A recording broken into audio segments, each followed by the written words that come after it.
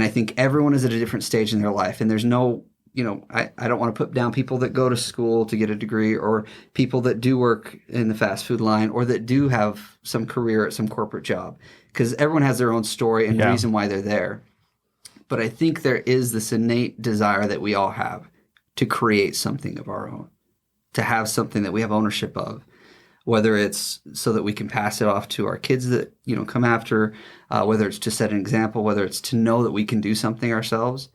And the biggest thing is just having that faith and not listening to all the bad voices, because when you can block those out and focus on what matters most, then it'll work.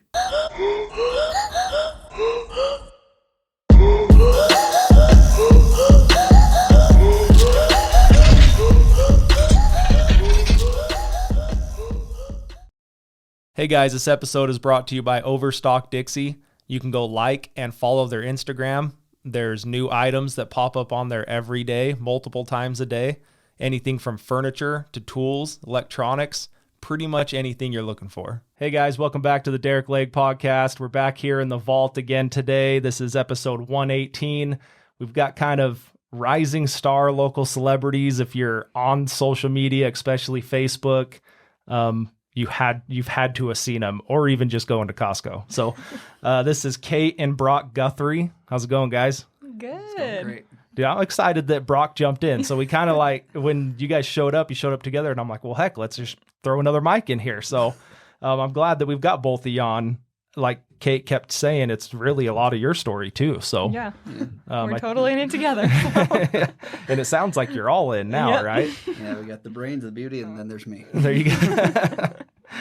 You get to hold the camera and stir the batter? Is that kind of what you do? If I'm lucky. So for those of you who don't know, Kate and Brock do Kate's Banana Bread. It seems like you're around like Costco a lot. Is there more areas that you probably do like farmers markets? Where are you guys at? Yeah. So initially, I guess back to the beginning of the story, we started actually by Sportsman's Warehouse. It was our very first time we set up. And then it was kind of the intersection by Costco. And now we've teamed up with Pop Drinks. So that's kind of our go-to place for pickups and deliveries. And we just kind of hang out there, and then farmers markets and kind of special events or things like that. So and we're going to dive into it, because there's pre-orders, you commercialized this, and I want to get into all that. So I'll kind of let you backstory it, maybe what you were doing before this, how you got into it. It's just like, oh, sure, I'll bake you a loaf for $5, like how this whole thing started. So I'll just kind of turn it over to you, let you start where you feel is most relevant, and just kind of let you go. Yeah, totally. So kind of crazy. This was not an intentional business by any means. No, not. So before this, Brock was working for a YouTuber in town. He was the producer, worked full time, loved his job. I worked doing web development and worked from home. We were pregnant, expecting our first baby, and we just wanted to kind of quit our jobs and do our own thing. And so like a month before Finn was born, we both quit our jobs. We're crazy. Yeah, just so anyone knows that if you want to quit your job, the best time to do it is when you're pregnant, about to have a baby, and have nothing else planned. For the boats, man. That's the whole thing. Yeah. So it was kind of a stressful time, but we both decided to quit our jobs and just wanted to go all in on kind of making our own business. We do videography, so we wanted to kind of, maybe do different courses, or our own YouTube channel was kind of the goal. So bread wasn't even in the thing yet. Bread was not even in the picture. At all. Honestly, we just kind of were more in like this entrepreneur mindset. When you're not making money and you are just living off of savings, you're like, okay, so how are we going to make money? How are we going to survive until like all of these things start producing for us? So always looking for opportunities to make money. Yeah, I think to be an entrepreneur, you have to be just a little bit crazy. Oh, for sure. Yeah, people aren't going to understand you. A lot bit, because when we went into it, we were just like, we want to be able to separate ourselves and do something for ourselves. I mean, it's been, like she said, me working for the YouTubers has been great. I've loved doing videography and editing, and I was producing the channel at the time. But stepping away, we're all about family. Like, family means everything to us. And having our baby there, it was just like, we need to make this work so that we can be home with him. And so when I quit and we had nothing going on that first month, it was like a huge blessing for us, because we literally spent 24 hours a day together and with our baby. And not a lot of people have that type of dynamic or opportunity. And I was like, what can I do to make sure that we keep this? And we were doing DoorDash to start out with. We were doing it every night for 5 hours with our baby in the back of the car. And he's learned to love the car, which is great. So if anyone's a parent and needs to know, like, you know, how to make your baby love the car, do DoorDash every day. And we were doing that. And we were hustling, and we are just trying to like figure out, okay, how are we going to like stay afloat and make money? Because we were starting to run out of our savings, and everything else was like going down. I was like, we have nothing, you know, like to start a YouTube channel. We have no money. But it was really important to us that we didn't, like, we knew we could go get a lot of other jobs. We're like, we're qualified to go get a job, but it was important that we didn't resort to that, because we're like, we are putting ourselves in this position so that we're like forced to start a business, right? So that was kind of the mindset we were in. But like, there is a plan B, but we're just not counting on it. Yeah. And that risk really paid off in a reward, because we're out at the mall one day, and we just got done doing DoorDash, and we're like, we're making like $100 a day here. Like, this is like at the grind. Like, we're not going to make it by. And my buddy, who is a YouTuber as well, was doing a video, and he pranked our car with like 200 bananas. And I was like, what are we going to do with 200 bananas, Kate? And I was like, I like banana bread. We should bake some banana bread. Yeah, and we had talked about maybe making some type of product like, oh, let's sell it around the neighborhood or just make some extra money, right? So he had all these extra cases of bananas, and I'm like, okay, we don't have money. How can we make money? Like, let's make banana bread and sell it. Just like a simple idea. Let's just go do it on a weekend. I've seen tons of people set up by Sportsman's Warehouse. Let's just go set up there. I'll just have a little stand, and let's just see how it goes, you know? So we did. Actually, the first day we set up, it was raining. We set up for like 2 minutes. We had one guy buy some, and then we closed up shop. Like, we made a whole $25 that day. Like, well, that's embarrassing. Like, So we came back the next day, and that was the first day that really it just kind of took off. And I had really like awesome people stop by. This one mom came by with her kids, and she's like, let's buy some bread. And she actually posted it on Facebook word of mouth.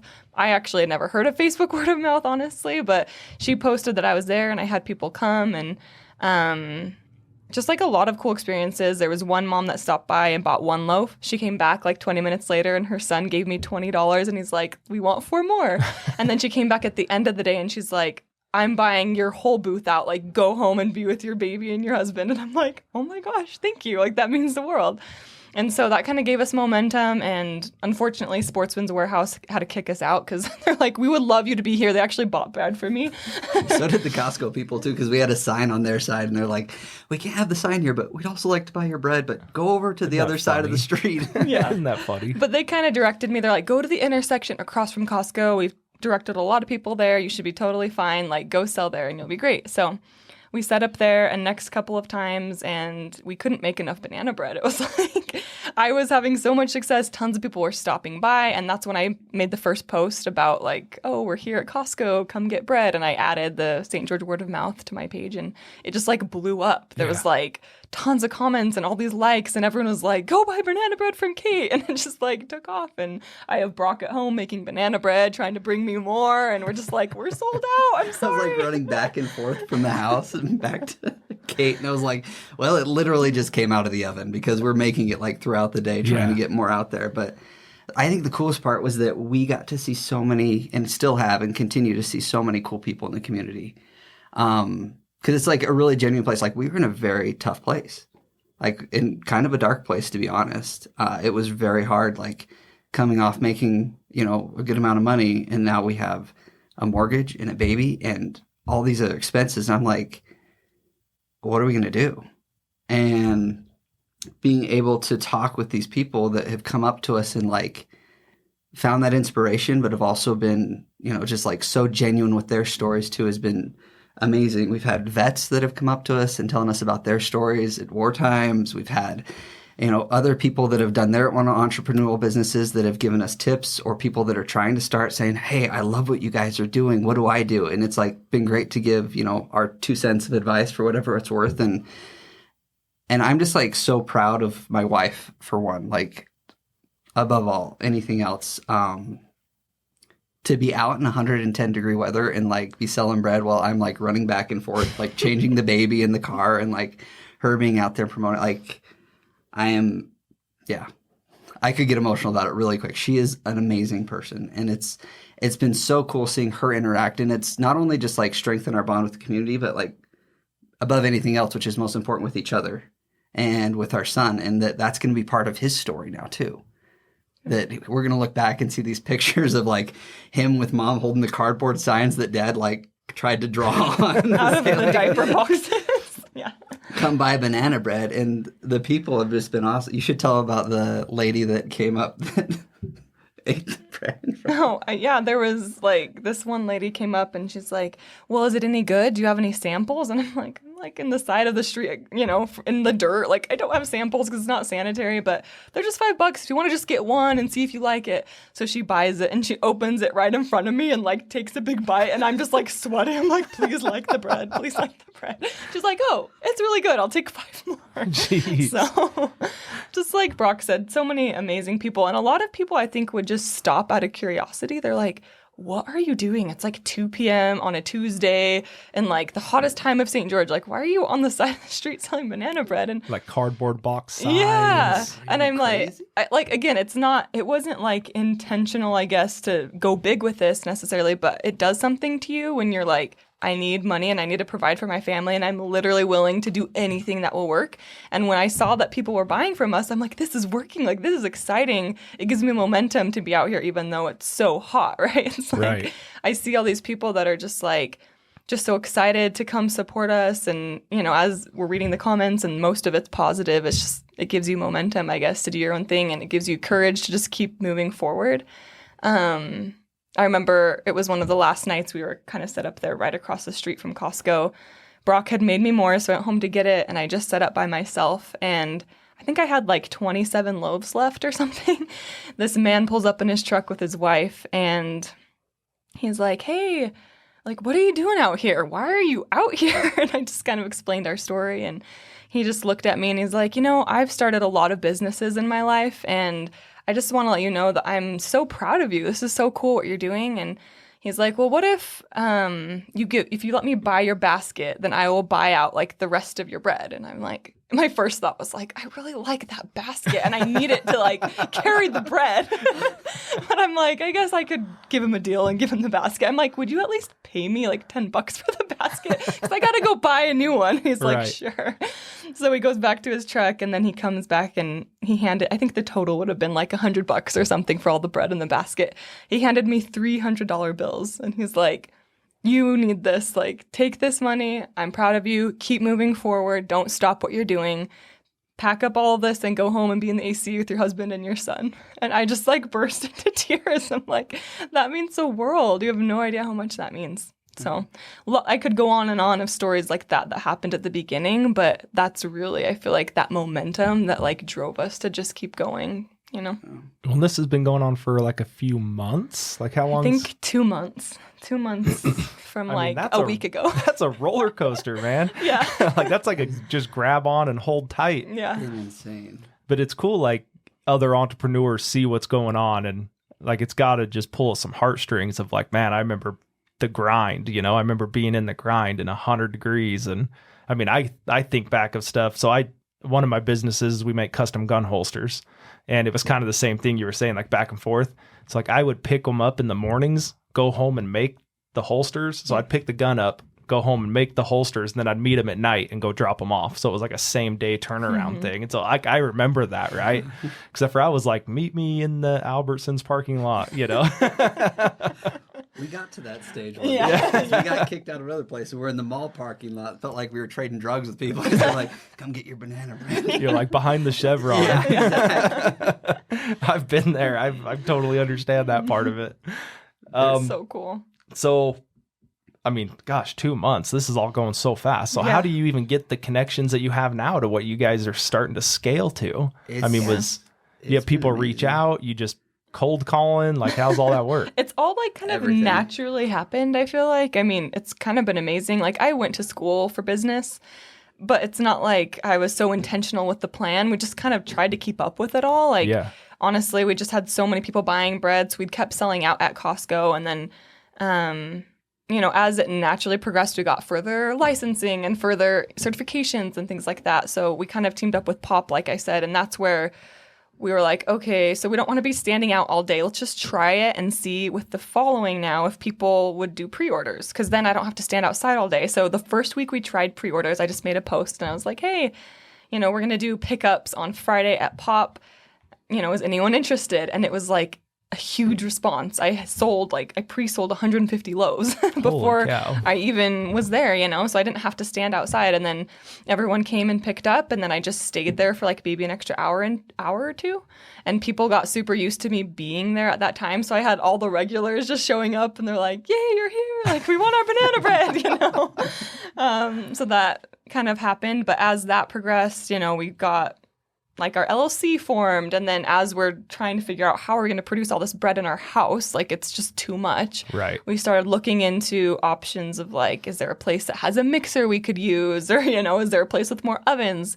And that's how we kind of looked into the commercial kitchen. And because we kind of got to a place where we were going to our neighbors' houses and asking them to use their ovens, and there was this pathway from our grass to theirs that was just like kind of mowed down. I was like.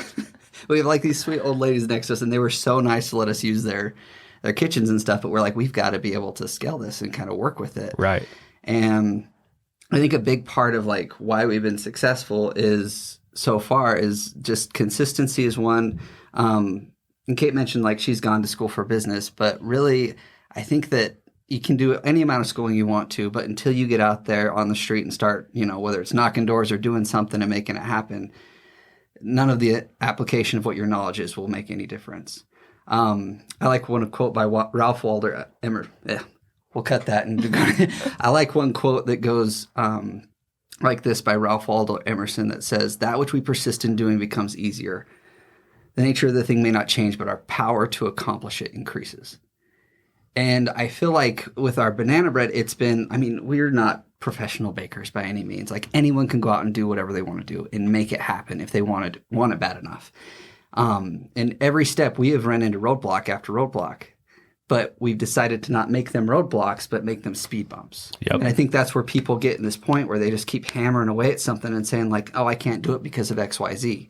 Mm-hmm. We had a day where we baked over 200 loaves in just our kitchen, and we got done and we tasted one of them, and we were stupid because we were like, oh, they should all be good. And we didn't taste test one before, and they were all bad. Yeah, something happened with the baking soda, and they were all bitter, and we literally had to throw all of them away. And we're like, we can't have a bad loaf. Especially when you're beginning, everything has to be perfect, because it's like, you can't, one good review does great, but one bad review does a whole lot worse. Cancels 100 good ones. It doesn't matter. And we're like, we got to keep it simple, and we've got to keep it consistent. I'm sure there's a ton of different, like, great hamburgers, right? But who has the longest line? In-N-Out, McDonald's. And so we had to say, okay, we need to simplify and to say we're keeping with our classic and our chocolate chip banana bread. And then we'll maybe start adding on later. Because I think that's another part that a lot of businesses struggle with at the beginning, is having too many options. Yes. Or starting off with a lot of things. And it's like, we just have to be good at one thing. And we can't be something for everybody.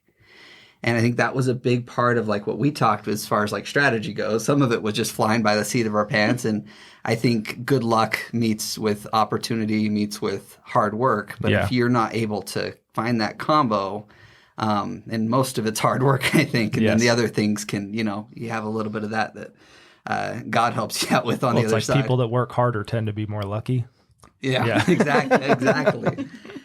And also, I think with that, those who work hard, I think there's like a certain amount of people or a certain kind of people that are drawn to that type of person. It's honestly been amazing. Like, we didn't really know a lot of people here in St. George before this, but just like proactively being out in the community, the type of people that would just like lift you up and that you want to be around were just like drawn to us. And then we were able to find more people. You asked, how did you like find all these connections? They just kind of naturally happened as we were proactive and just like put ourselves out there, which it's scary to put yourself out there. And there's been plenty of nights when I was just like felt defeated and crying because someone said something rude about us or tried to put us down, and I'm just like, I have all these people saying nice things, but the one person that's saying something bad, it just like gets you down, But honestly, it's like, you put good out there, I honestly believe that other people are going to reciprocate that. And, Well, when you said you read the comments, I was like, ooh, that might not be a good idea. Not because there's anything wrong with it, but it's just there's always that one person, right? Always got some, and that's what's like was so interesting to me. We had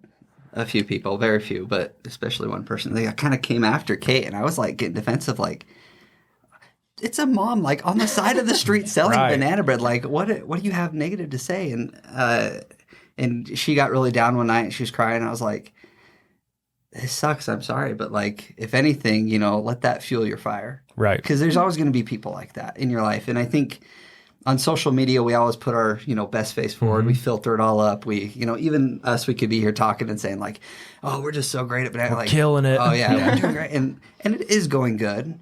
But to say that it hasn't come without its struggles would be asinine. Well, I think that was important to mention. Like, hey, man, there was nights that I was sitting at crying because one person, right? And but that's part of it. It's all I had a guy just on the podcast, and he's really good at this, and I'm not. He runs a business. He does a lot of things, but mainly he runs like a business that he's pretty hands-on with, and he's like shooting stories of himself the whole time, right? Like, and I don't do that. But stuff like that, like that's the stuff people need to understand. And even just your posts, hey, I'm over here. It's like, oh, they're actually doing this. And then you go check the dates and you're like, oh shit, they've done this every day. Like they're there every day.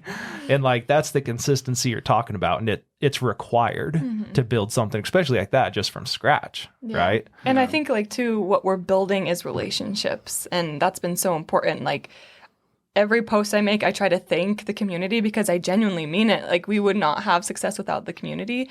And most everyone has just been so supportive. And like, I've made really good friends because of it already. Like, so many people I know by name that will buy from us consistently. And like, I consider them a friend, and that's been super cool. Where are you guys from? So I grew up in Pocatello, Idaho. Okay. And I grew up in Pinkwich. So not too far from here. So not too far. That's what I was going to say. Like, so you guys are kind of starting from scratch, from, it's not like you had this like friend group or your mom showing up to buy and stuff like that. That's like what draws a crowd is a crowd. And you guys didn't start with a crowd. You just started from scratch. Yeah, it was very much just us out there hoping and praying that things would fall into place and get rained on and fold up shop and go out the next day. Yep. Yeah. And I think that's been part of like our marriage and the things that we've found out. We've been married for 6.5 years now. And a big part of that has been that we stick together and we work through things, whatever they are. And we always want to work together, whether it's business or whatever else. And kind of that yin and yang thing has helped carry us through a lot of this. And I mean, like banana bread wasn't the first thing. I think people think that like, oh, they're successful at banana bread, so that must have been what they've been planning this whole time. Yeah. Or people say, oh, what'd you get a degree in? And like with film and stuff, when I was working for the big YouTuber and got, all this stuff, I learned it all online. And people think like, well, so that you just planned on doing this or you went to school? So it's like, no, like there were 20, 30, 40 other ideas that failed before we got to this one that finally worked. Yeah. And I don't want to give that disillusion to people thinking that like, oh, I'll go out and try it and this thing will work. Because you have that roller coaster. So when you start telling family, like, we're trying this thing, and they're like, yeah, sure. This is probably like our, 30th business idea we've tried. And it's been, some of them were just bad. But that's part of it, though. Yeah. I mean, I've had, so I don't know if you guys know any of my background at all, but I have like 5 businesses that went nowhere. And then like my day-to-day thing now is I have a safe store on Sunset. And so we do like gun safes, home safes, commercial safes, vault doors, vault rooms, kind of that. Was that over kind of by the laundromat? Yeah, okay, right next to that. Yeah, so that's us. And so people are like, oh, dude, like, how did you get started? And I'm like, well, I failed like 17 times, and I had all these ideas and I had all these conversations with people. And that's a huge part of it, right? Mm-hmm. And I think like it's a good point that you brought up where social media makes it look like, oh, dude, I tried one thing and I struck gold.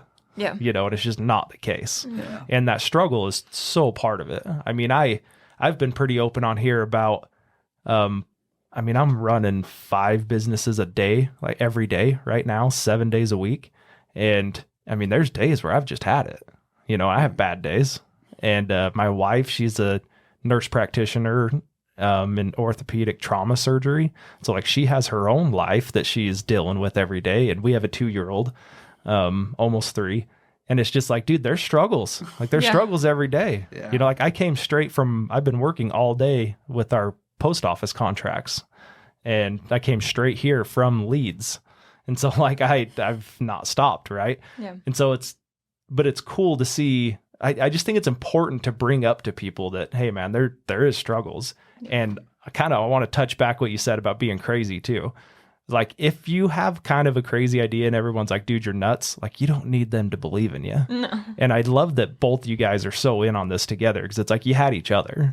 And for you, I mean, using your words, like that's what you guys needed really. It was just each other. What's that dynamic though? I mean, you don't have to get like personal, but like, what's the dynamic with working with each other? I mean, dude, I would die for my wife, right? But we know that I could not work with her, and she could not work with me. So I know you probably hear that all the time. Yeah.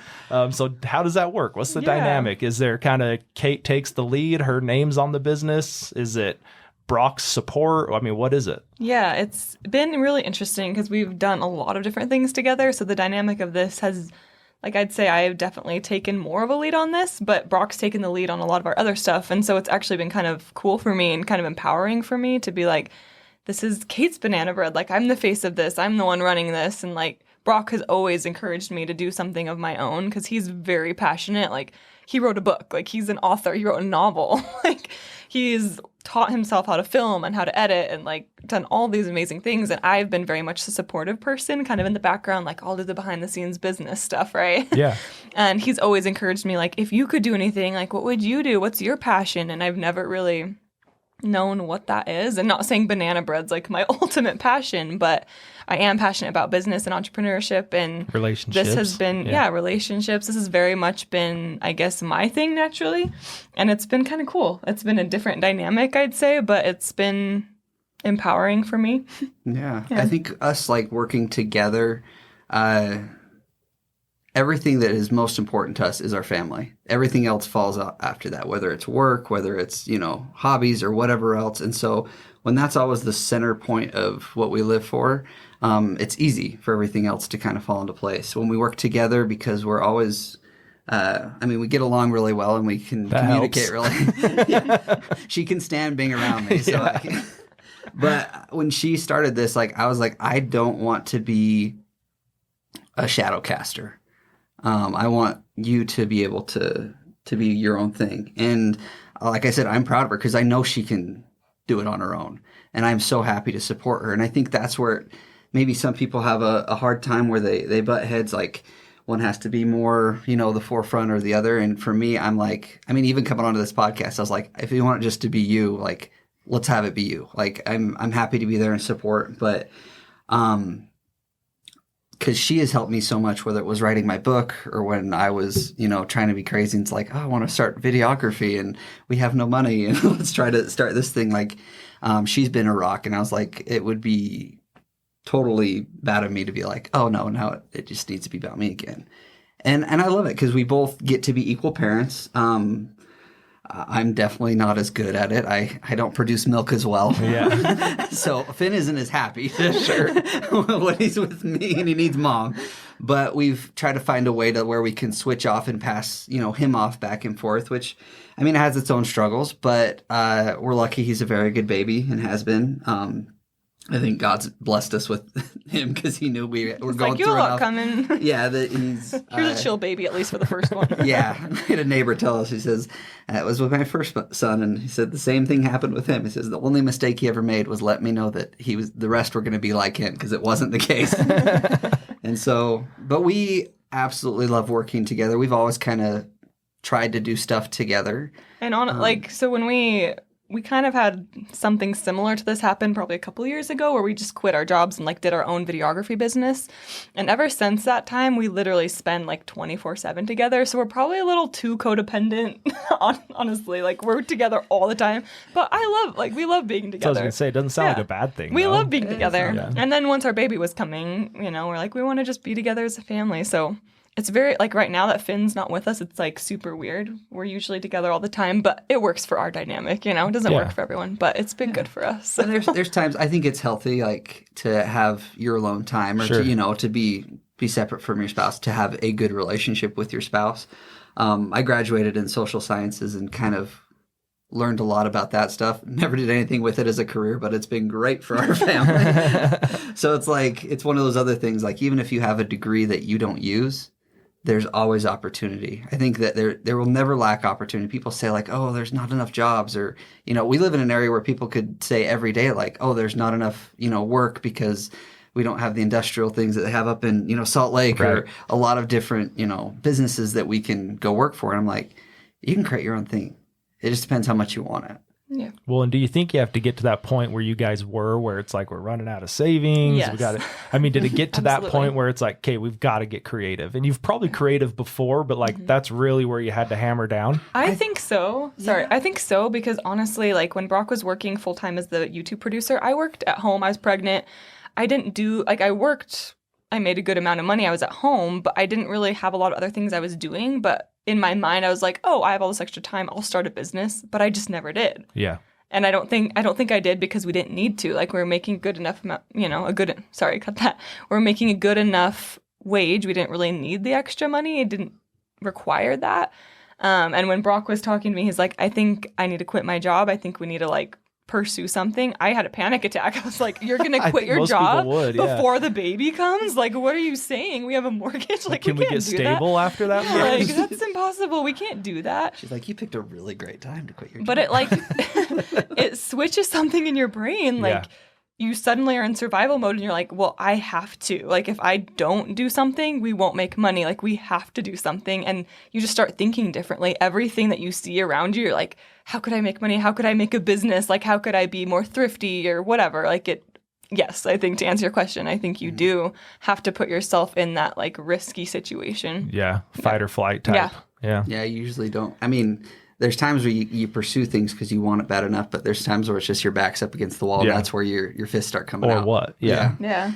And I think it was a little bit of both. I think we had those times where it was like we always knew we wanted something, and I think that's where people are scared. There's always, they're staying in their job or their comfort zone. And I think comfort is like such a bad word because people start saying like, it's a comfortable job. Like, I don't want to leave it. And I'm like, Got benefits. and they start listing off all these things. And I was like, but when you tell me what you want most, does that fulfill it? Right. And it usually doesn't. If you got the job and it has the benefits and all that good stuff, and it fulfills how you want to spend your time with your family, or the flexibility, or the wage you want, or that there's no ceiling or whatever, then great. See, I struggle with that. Sorry, I don't mean to cut you off, but I struggle with that. I'm like, doesn't everybody want to go work for themselves and, and have all these things, Exactly. right? But it's at the same time, I hate using this, but I don't know a better way to say it. And you might have a better way, but it's like, we need cogs in the wheel. Like, we still need people to cook hamburgers and French fries and design those things, whatever that is, at whatever level. But dude, I struggle with that a lot. Like, when I talk to people, I'm like, yeah, but like, you're okay just making $50,000 a year because they pay you 2 weeks vacation? Like, that doesn't make any sense to me. Yeah, and it's kind of like once you get a taste of it, like, oh, I get to be with my family as much as I want, or I get to travel as much as I want because I have the time and I don't have to report to someone. It's like, once you get a taste of that, I feel like it's so hard to not want that and to like work hard to have that. And that's such a motivator for me, Yeah. I think value is, it's the perception. I think it's a newer age of thinking that's starting to bleed over more is, how do I value my time? Like, there's a dollar amount and then there's time amount. And it's like, it's not just, the numbers that come behind the paycheck. It's, okay, did I miss out this time with my kid though? Or did I miss out this time I could have vacation? Maybe I sacrificed this much money, but making that extra money, did I just get to the end of the line and say like, oh, now I'm retired, but what do I do with it? Well, I think you hit it on the head there, where it's like putting value to time, where maybe I shouldn't put words in our parents' generation's mouth, but it's like having the money, not file bankruptcy, not failing, not doing all these things were such taboo to them, where now it's like you're saying, I guess we're not practicing that right now because I'd love to be home with my son right now. but the other value to this is, even just the podcast I've told everyone, and I say it all the time, is like, this will be 118 episodes that if something happened to me tomorrow, he's only 2. He can go watch hours and hours and hours and hours of his dad interacting with people. So I still put value to that, right? Yeah. And like, same thing with you guys. Like, this is a journal entry for you, right? Yeah. Along with, hopefully we can spread the word a little more, right? Yeah. where did the entrepreneurship thing come from? Was that like a parent thing? Is that just you? Did you have an example of that? I mean, you seem pretty double down on entrepreneurship. I think we both our personalities are kind of that way. Like ever since I was young, I was always like, I baked cakes like all the time for the community and I would sell them. My mom helped me start like a little play group, kind of like a preschool thing when we were young. Like all the kids would come to our house and we would do little fun things with them. Like always just trying to do little lemonade stands or just stuff like that. I've always been that way. I've always loved to travel or just like be adventurous and do all of those things. And Brock is very much that way too. So I think we just kind of mesh that way. Yeah. We like to have too much fun. We want to be able to do something that allows us to do that. For me, I think it's my, sorry, I'm pulling on your mic there. For me, I think it's my grandpa. He grew up kind of during the Depression and he lived in Winnemucca, Nevada, and didn't have like $1 to their name. And he said they were living in a tent and there was like a little stream he remembers they'd have to jump back and forth from. And he'd go into the casinos to sell newspapers. And he'd specifically sell them to the drunk guys because he knew that they'd be drunk and passed out and he could steal them back and resell them. And so he's hustling at a young age. And they had nothing. And he moved up to Idaho and he started a farm. And I think a banker told him one time, he says, "No, I'm not going to lend you any money. People like you just don't make it in this world." And he's like, "I will show you." You want to light some fire. Yeah. Yeah. And he's got a big old ranch and he's doing great and just like set for life. And I have a really close relationship with him. And I just really look up to that. I admire that grit and that hard work. And I grew up working on his ranch and doing some other stuff. And I think that it's a mentality that like his back was up against the wall. I mean, for them to eat every day, they had to sell. They had to do those things. And we kind of got to that point too with ourselves is like, we had to sell. When life gives you bananas, make bread. I think there's a lot that, there's a lot of excuses anyone can make, we can make. And I think everyone is at a different stage in their life. And there's no, I don't want to put down people that go to school to get a degree or people that do work in the fast food line or that do have some career at some corporate job. Because everyone has their own story and reason why they're there.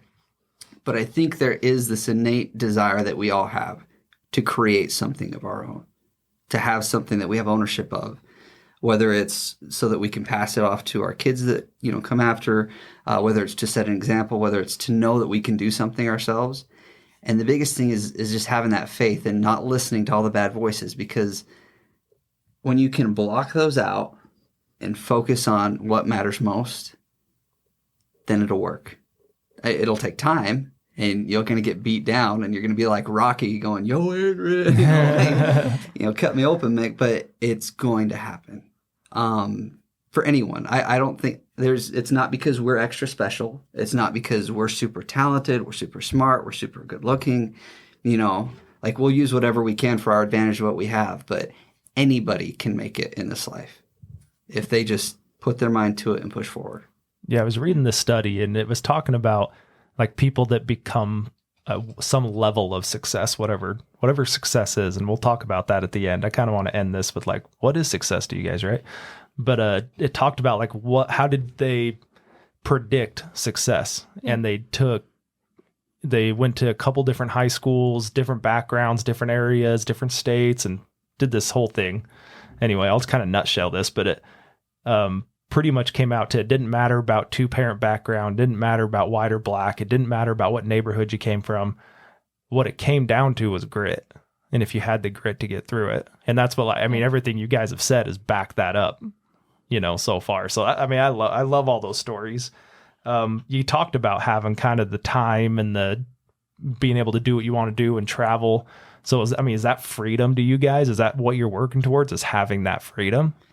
Yeah. I mean, for me, we love to travel. We've traveled all over the world together, and that's always been a priority to us. We've never had all the money in the world, but we always have some for that. We That's can important travel to us. really cheap. Let's just say We've traveled a lot, but we've traveled really cheap. We know how to find good deals, but that's really important to us, is to travel the world and see the world and to spend time together, and to have that flexibility is very valuable. But I think, what is success to me is just happiness. Like, what makes you happy? And that looks different for everyone. Maybe not everyone wants to travel, and that's fine. But I what don't is like it? to travel. Yeah, what is it for you that makes you happy? You know, and for me, that's spending time with Brock and Finn and seeing the world and interacting with amazing people. Like that makes me happy, and that's why doing this business, I feel like genuinely makes me happy. Like there have been plenty of nights when we're up until like literally 3 a.m.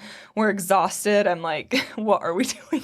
We still have to Baby. wrap Yeah. 400 loaves of banana bread. Like, what are we doing here? This is insane. But then the next day we go out and sell and we see all the people's faces light up that they get their bread and we get to talk to them and it, like that makes it worth it. And then we do it all over again and I'm like, Yeah. why are we crazy? But it's because of the people, the relationships that makes it so worth it to us. And yeah, that's just been really cool.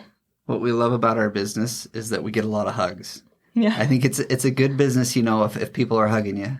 And it's not because our bread's great and it's not because the business is so great. It's because we have a relationship. And that's the most important thing. I mean, all in all, like this whole life that we have, you know, we got 100 years max to kind of, you know, put our stamp here on earth. And the most important thing will be the relationships that we build along the way.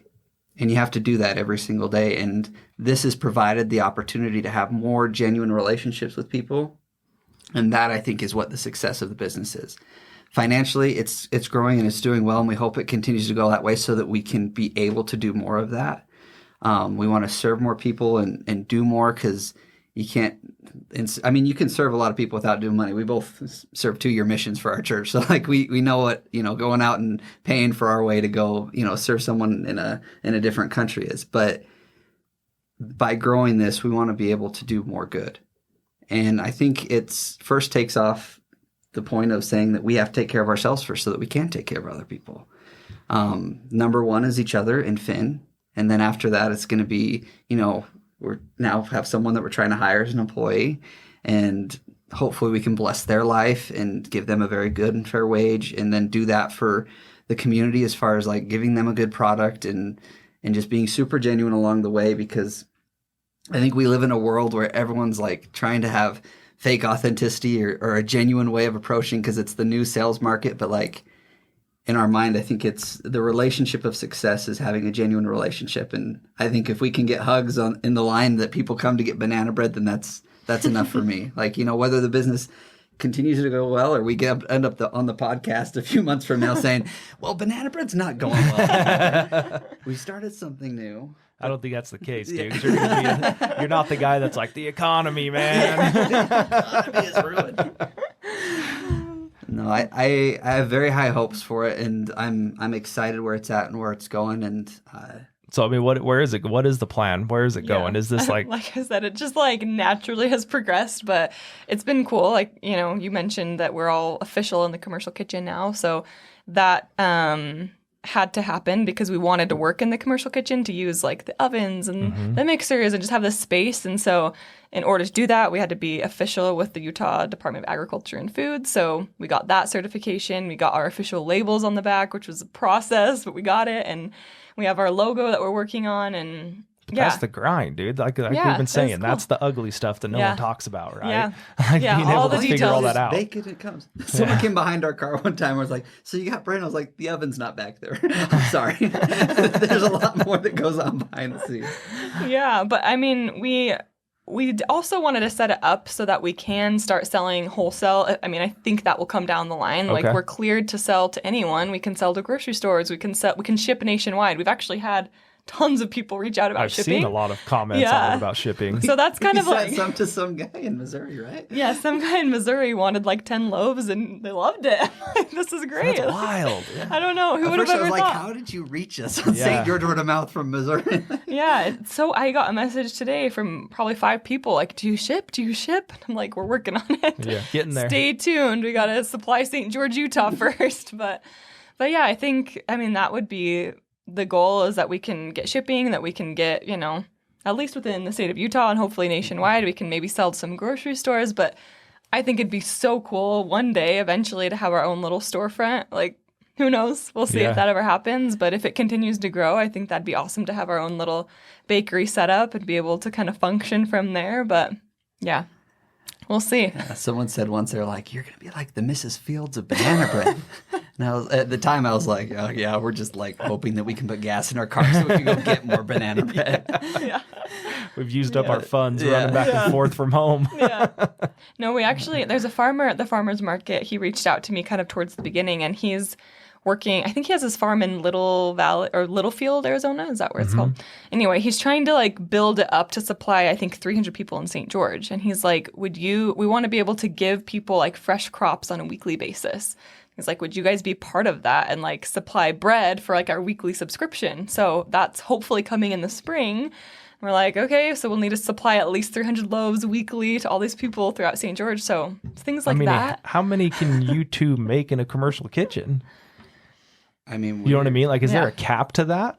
No, I mean, now that we have employees and stuff, we can. Okay, so you do have people. We have Now one we have person just this last week that working with started. us. Yeah. Okay. She's helping, and but before, I mean, like she said, we were up to like 3 a.m. We were doing anywhere between 400 to 600 loaves a week, and that's it was with the just like- kitchen or just at home? That was just at home. Okay. Yeah. So we were just like at the grind. And I was like, we can't do more. Like someone asked us to come to another event, and we're like, we have to sleep. We're sorry. But with the kitchen now, the sky is the limit, and we can start growing. And that's, I think, the big thing we'd love to start doing is chipping it out, getting on a route, and doing those other things. So if there's people watching this that want to like reach out to us that have connections, whether it's at grocery stores because we can sell them there now. We were thinking of approaching Digby's or some other places here locally first that could take Freeze it on, Market, or I Freeze know. Market, I mean, or they're whoever seasonal, else that could potentially do that would be awesome. But we're excited to see kind of where it goes, and it's like every time we're in there cooking, we're like, I'm looking down at the ground, like, is this really happening? Is this our reality? Like never in a million years did we think banana bread would be a thing. I was like, this is awesome. But we love it. I was like, Yeah. And it kind of was inspired to when we lived in Hawaii for a little bit. We did a sales job over there in Kauai, and that's kind of where we were inspired. At the road to Hana, there's a banana bread stop, and we loved it. And especially everything that's happened in Maui, we're just like, our heartstrings are like, are We there love for the that, because we islands. love We've the been to people all of them, there. and we Like, just like love the people and the culture. And that was when we started it, and it kind of became more of a thing. I'm like, okay, like it's Kate's banana bread, but I want it to be like Hawaiian themed. Because it's like bringing the taste of the islands home, to St. George, and like our logo has the hibiscus flower, and our booth's kind of like Hawaiian themed. So that's at the heart of it, as well as that love for the islands and the people there and our time there. I When mean, we lived won't there. pass as Polynesia. You have to hire a couple. Yeah, we're gonna. But we love the Hawaiian people. It was a great time being over there. So if someone does want to pre-order, what do? Just get on Facebook? Yeah, as of now. Until we get a website. I know, I'm Yeah. like, Yeah. I've made websites for people and I still haven't made one because I haven't had time. It's like the mechanic's got a Yeah. crappy car. Yeah, so I haven't had time. But yeah, for now it's been great just through Facebook. People message me Instagram. It's just Kate's Banana Bread. So people message me and Does they that get- order. Sorry, go ahead. Oh, no, you're good. Go ahead. I was just going to say, does that get hard to, because that was one of my issues and I never fixed it and I kind of moved on to something else. But like it was so hard trying to keep like my texts, my emails, my Facebook, my Instagram, like Yeah, it gets all overwhelming. in one channel. Yeah, right? that's why I do need to do the website so we can just like take orders through there. But it's worked in the meantime. But yeah, it's getting overwhelming for sure. But bet. for now, people can just message me there. I also like it too because I can have that personal connection. So we message back and forth. I get to know my customers. But You're like, yeah. Betty, again. yeah, thanks for ordering again. The usual. We'll take the usual. But yeah, so that's how people can order for now, and stay tuned for a website coming whenever I find the time, I guess. But And then yeah. with your son, I mean, is this something he's just going to be born into? He's going to work with you? I mean, is there any thought or vision there? I mean, He's just going to be already like immense paying anyway. rent now by by being with us. But we are very much in the mindset that we feel like it's very important to work and to have our kids work and grow up learning how to work and earn their way. Because I think there's so much that we learned growing up as kids that we weren't just given everything. Yeah. And we really love our parents for we doing both that. have and giving had us the jobs ever opportunity since we to- were like 14, Yeah, we've 2 to 3 jobs. When we were going to college, like we put ourselves through and like, just always at the grind. I think that's really important. And I think we have a mentality sometimes in our, like you see on Facebook and stuff, of people wanting to say like, well, if I, expedite this and I don't have to work. And it's like, everyone has to go through the grind at some point though. There's no quick, easy Bitcoin. And even if you do make it big and have a bunch of money, easy money is easy money lost too. I think that learning those attributes is just as important as being successful in financially in all other ways, because learning to grow in that way. And we want our son to learn that, and the other kids that will come.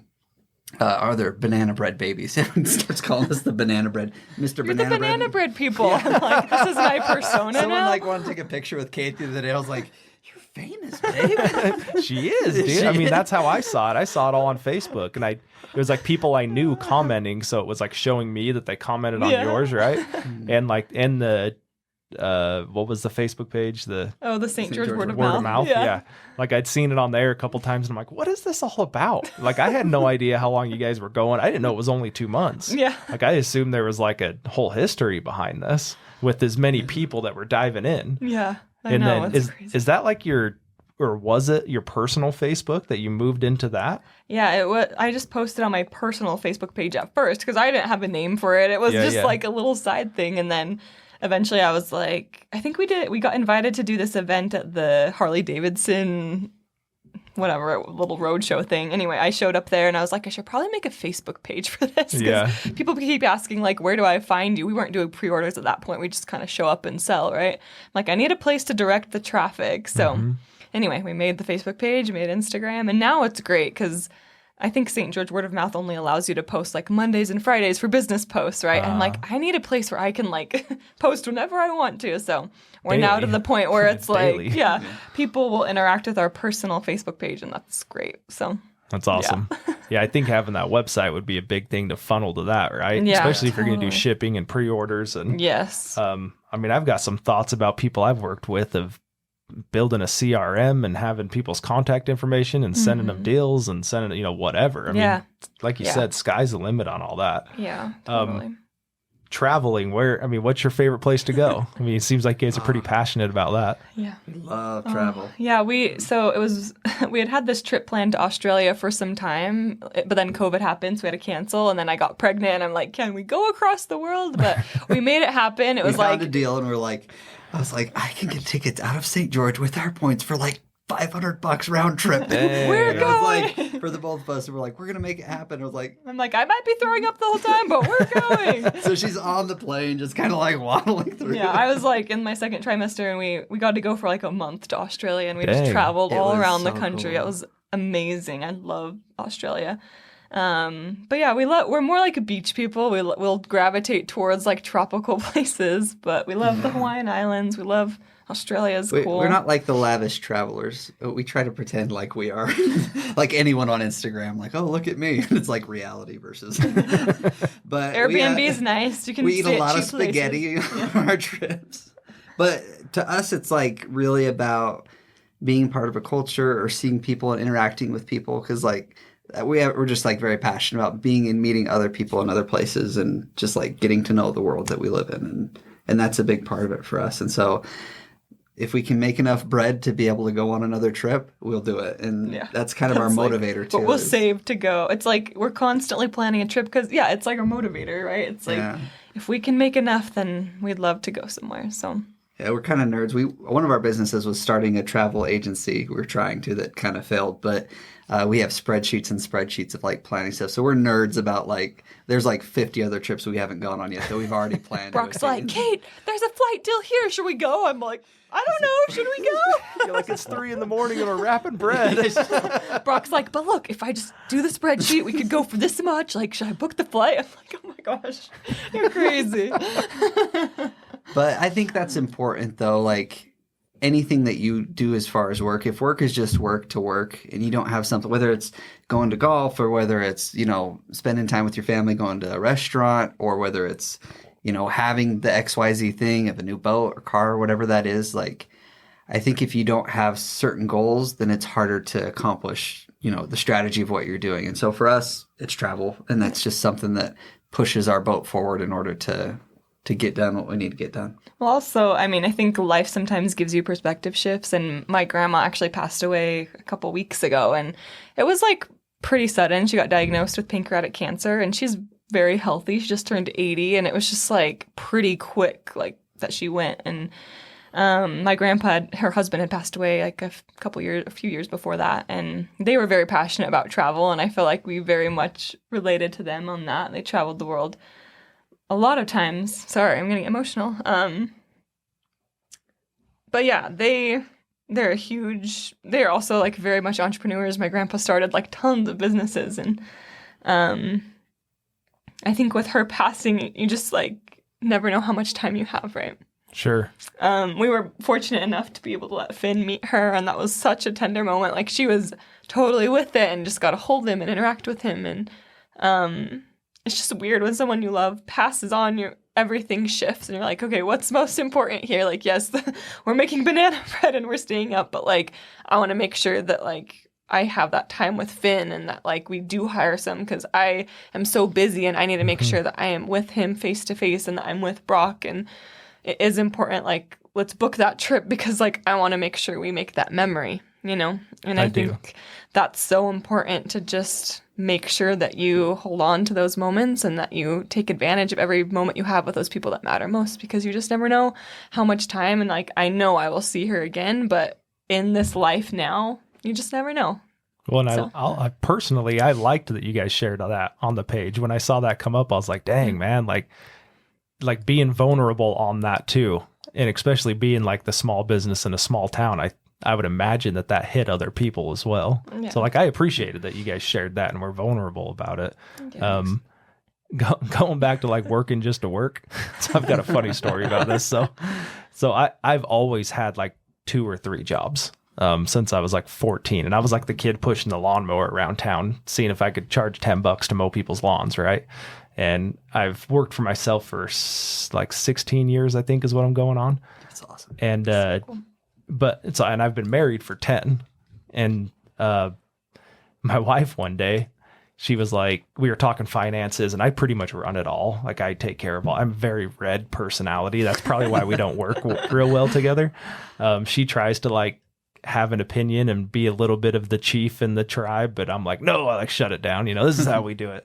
And, I mean, I love her to death. Right. Anyway. So she was like, she's like, you know what? I don't really care. Just as long as I have enough money to go on vacation when I want to, you know, that's kind of like what it came down to. Yeah. And I just started laughing at her. I was like, seriously, the only reason that you work and like you've gone through your master's program and like all this stuff is just so you can have enough money to go on vacation. And she's like, well, why do you work? I was like, I was like, because I'm supposed to. Like, I honestly, like, I'm still working on that. This was like a couple years ago.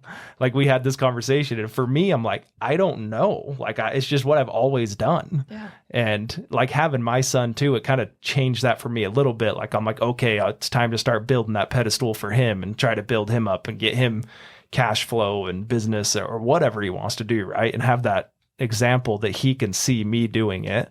But I don't know, like, I think, and for me to answer that, I think for me, it's starting to become like, I really enjoy hunting.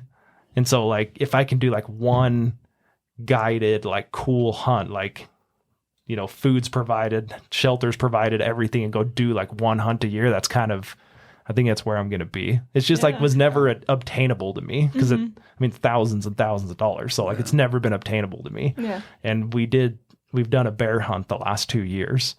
And then that's so cool. And so now I'm like, okay, I think this might be my thing. You know, I think I might just want to go, but it's traveling too. And so, I mean, there's a couple hunts in Hawaii. Cool. There's some in like New Zealand. There's some. And so I was showing some of these to my wife, and I was like, look, like we go for a week. I could hunt for 2 days. Well, and she's like a climber, hiker, rappelling. I was like, you can go do that stuff that I don't want to do. There still isn't mountains built to hold me. So I'm not going to hang on the side of one. Yeah. And I'll just take 2-3 days, go shoot something. You know? I love that. But yeah, cool. I've talked about that on here, but I'm not sure I've ever got to the point of like, I think it's going to be hunting. I think I finally have a reason after 34 years, you know? That's awesome. That's so cool.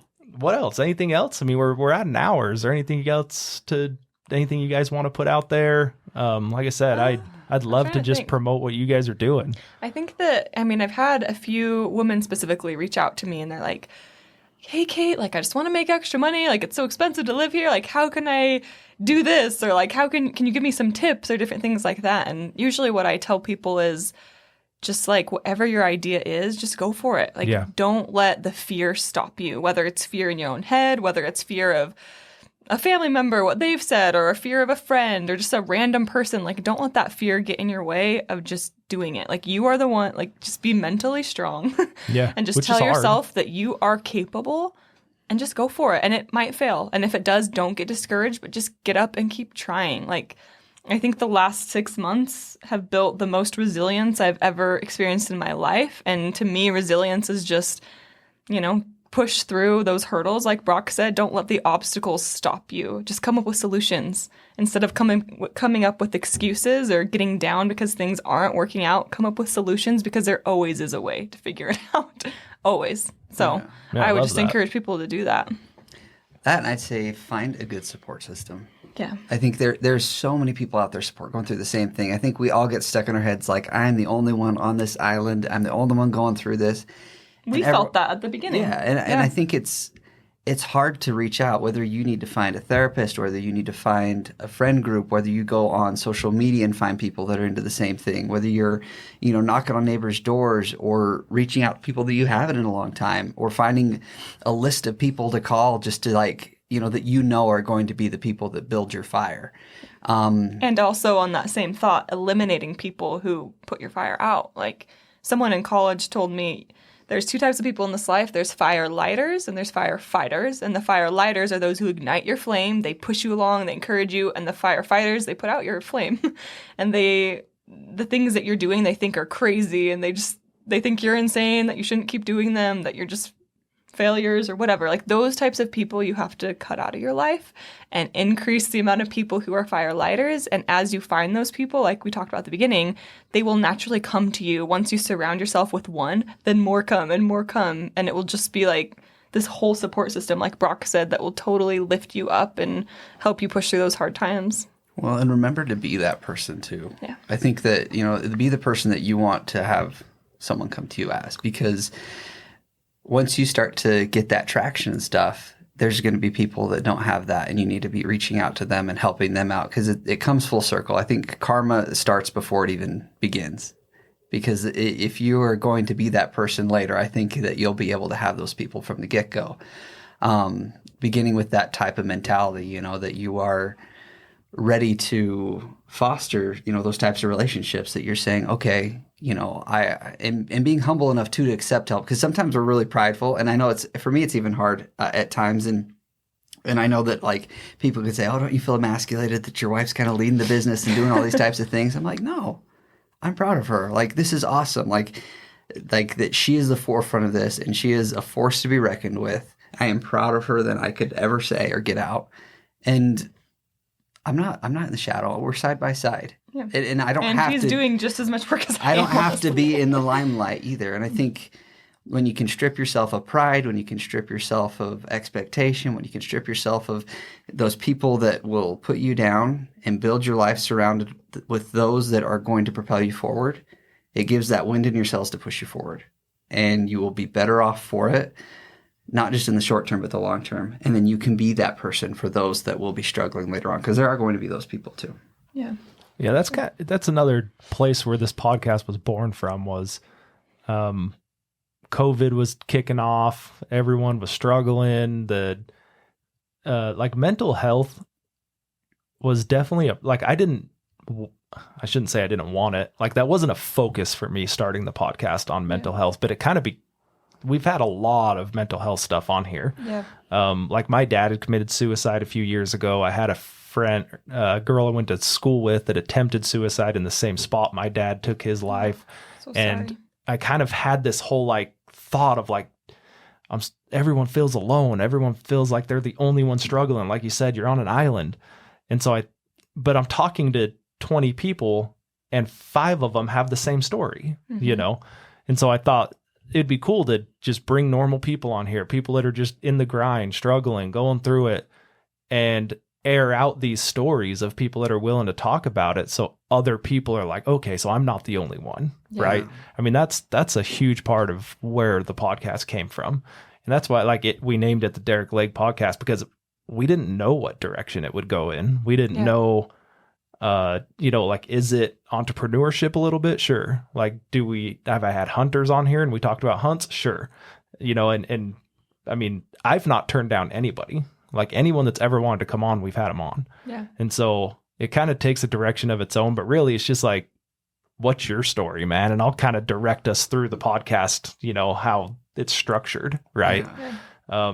But no, I really appreciate you guys coming on. I know you got a baby at home, so I'll let you get back. So I do these at night because I'm working all day, and then we try to record these, 7:30 something at night. So, really appreciate you coming. I'll let you guys kind of tell how people can get a hold of you if they want to follow you. And it's kind of sounds like it might be Facebook right now, but I'll let you kind of throw that out there again, and we'll tag everything on all the clips and whatnot too. Yeah, But that sounds great. Yeah, it's just Kate's Banana Bread on Facebook and Instagram. You can follow us there. We really appreciate it when you interact with our stuff. You can comment and like if you like it. If you want to order any bread, just send me a message, and we do our pre-order pickups on Friday, usually at Pop. It's going to be at like 9 to 10 a.m. typically. And then, we're at the Downtown Farmers Market every Saturday from 8 a.m. to noon. I think that's switching soon to 9 a.m. to 1.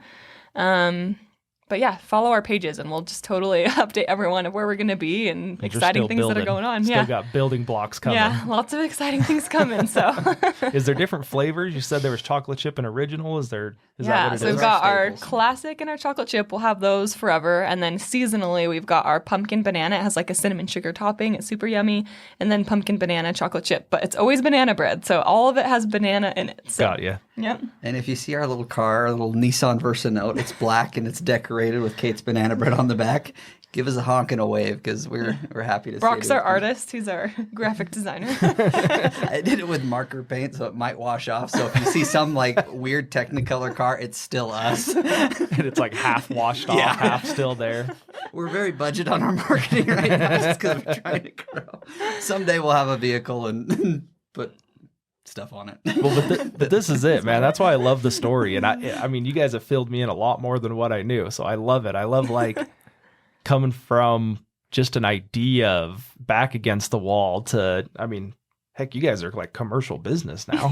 Like you're saying, sky's the limit. So I commend you on everything.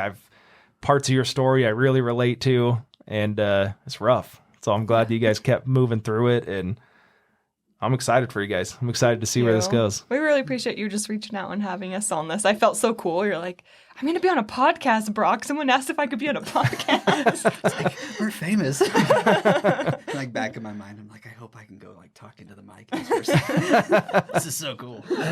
Well, it's like I forget about that whole side of it because like I've had friends and other people like their kids be like, Dad, my dad was on YouTube, and like there's like this thing that goes along with it, right?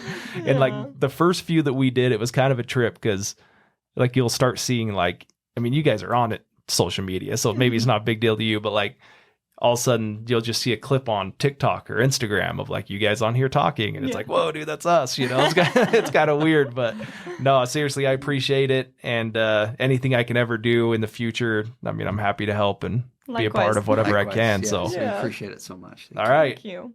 That's episode 118. Kate, Brock, Guthrie. You guys are killing it. Happy for you. If you guys like the episode, please go like, share, comment, interact with us. Go follow Kate's Banana Bread. And if you see him driving on the road, give him a honk and a wave. All right, guys. We'll see you next week.